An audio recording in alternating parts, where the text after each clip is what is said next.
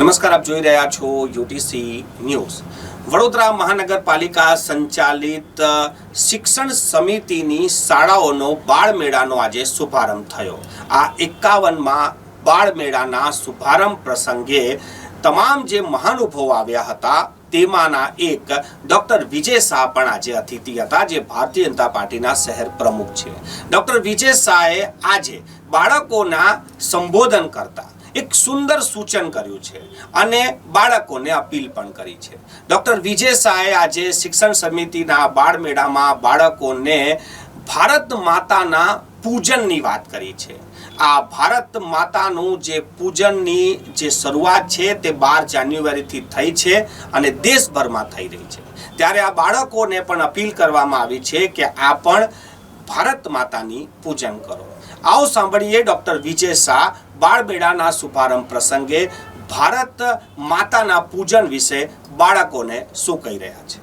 સતત 51 વર્ષથી શિક્ષણ સમિતિના માધ્યમથી બાળકોને વિનામૂલ્યે માત્ર શિક્ષણ જ નહીં પરંતુ એમને સંસ્કાર મળે એના માટેના કાર્યક્રમનું આયોજન નગર પ્રાથમિક શિક્ષણ સમિતિના માધ્યમથી કરવામાં આવે છે।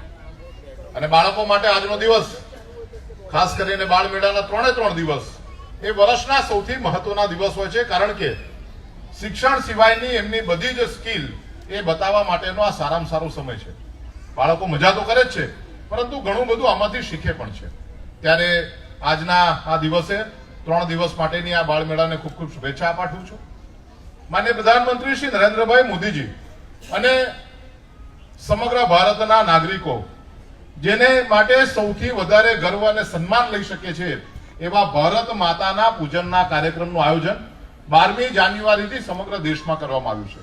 માન્ય શિક્ષણ સમિતિના સૌ શિક્ષકો અને અહીંયા બેઠેલા મારા વિદ્યાર્થીઓને મારી વિનંતી છે કે દરેકે દરેક શાળામાં માત્ર ને માત્ર ભારત માતાનું પૂજન એટલું જ નહીં પરંતુ નાગરિક તરીકે આપણું શું કર્તવ્ય હોય એનો પણ સંકલ્પ લેવાની આપણે શરૂઆત કરીએ।